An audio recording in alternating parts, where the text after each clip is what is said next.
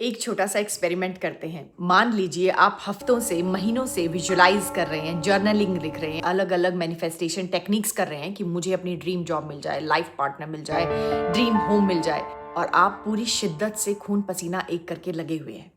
और तभी अचानक आपको पता चलता है कि जिस चीज़ के पीछे अपनी पूरी एनर्जी लगाई है, असल में वो आपकी अपनी चाहत थी ही नहीं।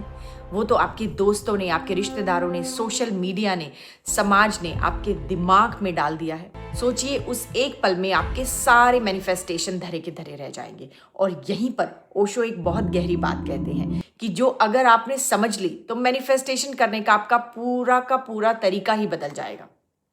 साइंस कहती है कि एक इंसान के दिमाग में लगभग 60,000 से भी ज़्यादा विचार एक दिन में आते हैं। लेकिन हैरान कर देने वाली बात यह है कि उनमें से ज़्यादातर विचार नए नहीं होते। 95% जो थॉट्स रिपीटेड आते हैं वो वही पुराने घिसे पिटे रिपीटेड विचार होते हैं जिन पर हम बार बार सोचते रहते हैं। ओशो कहते हैं हमारे अंदर जितने भी विचार आते हैं वो सब बाहर से आते हैं, बस उनको टांगने की जो खूंटियां होती हैं वो हमारे अंदर होती हैं। अब सवाल ये है कि ये खूंटियां किस चीज़ की हैं? ये खूंटियां हैं डर की, असुरक्षा की, इनसिक्योरिटी की, हीनता की, घबराहट की। अगर आपके मन में असुरक्षा की खूंटी गड़ी है तो बाहर की दुनिया का कोई भी डर आकर फौरन उस खूंटी पर टंग जाएगा। इस बात को आज के हालात से समझिए। मान लीजिए आप एक ड्रीम जॉब मैनिफेस्ट कर रहे हैं। आप सुबह उठकर विजुलाइज करते हैं, जर्नलिंग लिखते हैं कि आपको बढ़िया पैकेज, अच्छी कंपनी में जॉब मिल गई है। लेकिन जैसे ही आप अपने किसी फ्रेंड से बात करते हैं, आप फ़ोन उठाते हैं, बाहर देखते हैं, तो आपके दिमाग में तुरंत क्या विचार चलते हैं? एआई तो धड़ाधड़ लोगों की जॉब खा रहा है, चारों तरफ बेरोजगारी कितनी बढ़ती जा रही है, इस देश की महंगाई देखो, इस लोगों को नौकरी से निकाला जा रहा है, कहाँ से नई नौकरी मिलेगी। आप एक तरफ तो मैनिफेस्टेशन का एक्सीलरेटर दबा रहे हैं और दूसरी तरफ बेरोजगारी और महंगाई के डर वाले हैंड ब्रेक को कसकर खींच कर बैठे हैं। जब आपका दिमाग की खूंटी पर डर और असुरक्षा होगी तो ब्रह्मांड आपकी फ्रीक्वेंसीज को कैसे पकड़ेगा? हालत यह है कि हम अपने मन को एक ऐसी धर्मशाला बना के रखा है जिसका कोई गेट कीपर नहीं है। अगर आप ऐसे लोगों के साथ उठते बैठते हैं जो हर वक्त रोना रोते रहते हैं, या ऐसे पॉडकास्ट सुनते हैं, या ऐसी रील्स देखते हैं जो सिर्फ नेगेटिविटी फैलाती हैं, तो समझ लीजिए कि आप अपने दिमाग में रोज कचरा भर रहे हैं। वैसे लोगों और ऐसी चीज़ों की संगत आपके दिमाग में डर और फालतू के थॉट्स की खूंटियां मजबूत कर देंगी। इसका उल्टा भी आप कर सकते हैं। अगर आप ऐसे पॉजिटिव लोगों के संपर्क में रहते हैं, या ऐसे अच्छे पॉडकास्ट सुनते हैं, सोशल मीडिया में अच्छी चीज़ों को स्क्रॉल करते हैं जो आपके ड्रीम के साथ, आपकी फ्रीक्वेंसी और वाइब्रेशन के साथ अलाइन होते हैं, तो वो आपकी सोच को बदलने लगते हैं और आपकी मैनिफेस्टेशन को 100x कर देते हैं। और इन सबसे बढ़कर है प्रकृति का सानिध्य, पेड़ों का साथ, प्रकृति का साथ। जितना समय आप प्रकृति के साथ बिताते हैं अपने गार्डन में या पार्क में या पेड़ों के साथ, किसी पेड़ को आप अपना मित्र बना सकते हैं, उसे कोई नाम दे सकते हैं, उसके साथ आप सारी अपनी बातें शेयर कर सकते हैं। पेड़ आपको कभी डराते नहीं है, पेड़ आपको कभी कुछ नेगेटिविटी नहीं देते, वो हमेशा आपको पॉजिटिविटी देते हैं। आप अपनी बातें, अपनी चीज़ें अपनी प्रकृति के साथ, अपने पेड़ों के साथ शेयर कर सकते हैं। पुरानी आदतें, डर जिंदगी भर हमें घेरते हैं, तो सजगता का अभ्यास, alertness, awareness towards your thoughts, ये सब जीवन में आपके मैनिफेस्टेशन को 100x करते हैं। पेड़, प्रकृति हमारी बातों को सुनती है। हम पंच तत्व से बने, इस प्रकृति से बने हैं, तो ये प्रकृति हमारी माँ है। तो आप आसपास जब अपने पेड़ों के साथ बैठते हैं, बहते हुए पानी के पास बैठते हैं, या कहीं पर भी बैठते हैं जहाँ पे प्रकृति का सानिध्य है आपके साथ, आप अपने पेड़ों के साथ, आप अपने गार्डन में किसी पेड़ को आप अपना नाम दे सकते हैं, उसको अपना फ्रेंड बना सकते हैं। मेरे गार्डन में बहुत सारे पेड़ हैं। मेरा एक सबसे फेवरेट ट्री है जिसका नाम है साक्षी। उसके साथ मैं बहुत सारी बातें करती हूँ, उसके साथ मैं अपने सारे इमोशंस को शेयर करती हूँ, और जब मैं ऐसा करती हूँ तो मुझे बहुत अच्छा फील होता है और ऐसा लगता है दैट पेड़ इज लिसनिंग। आज तो साइंस प्रूव करती है कि पेड़ों के अंदर भी चेतना है, पेड़ों के अंदर इमोशंस हैं। They can feel you, they can listen to you.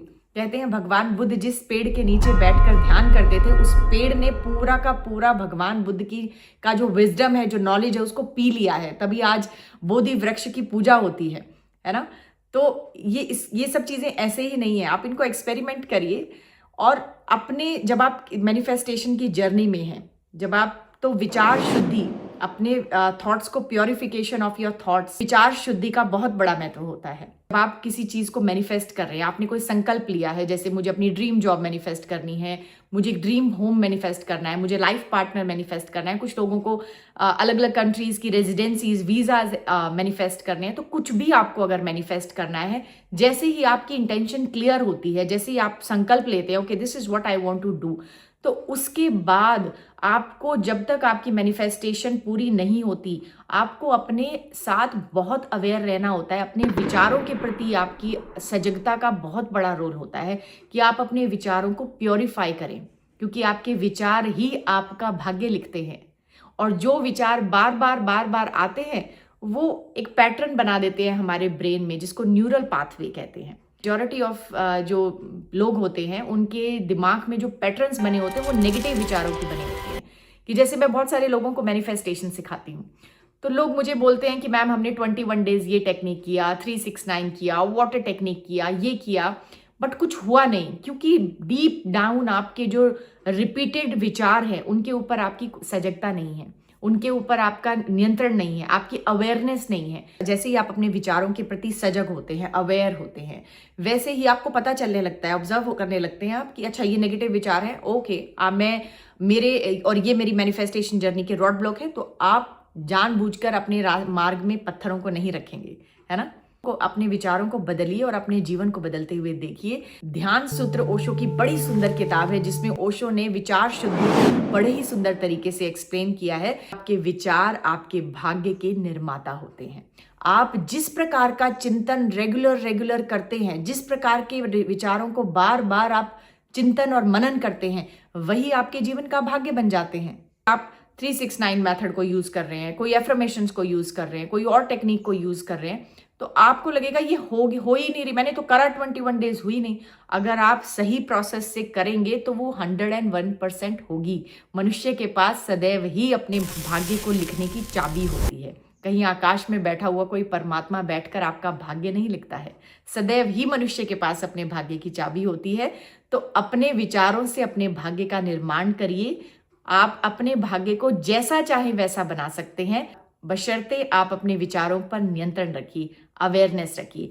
जो आप पाना चाहते हैं, आपके विचार वैसे ही होने चाहिए। यदि आपके विचार वैसे नहीं हैं, तो अपने अंदर जाइए, देखिए कि इन विचारों का सोर्स कहाँ है, कहाँ से, कौन से लोगों से, कौन से पॉडकास्ट से, कौन से सोशल मीडिया के रील से, कौन से रिश्तेदारों से आपके पास इस तरह के विचार आ रहे हैं जो नेगेटिव हैं। उन्हें थोड़ी दिन के लिए उनसे व्रत ले लीजिए, जब तक आप अपने जीवन में कुछ मैनिफेस्टेशन करने की जर्नी पर बड़ी ही शिद्दत के साथ उतरे हुए हैं। इस वीडियो को उन सब लोगों के साथ शेयर करिएगा जो सच में अपनी मैनिफेस्टेशन जर्नी में स्टक हैं। अपने विचारों को बदलिए और अपने भाग्य को बदलिए।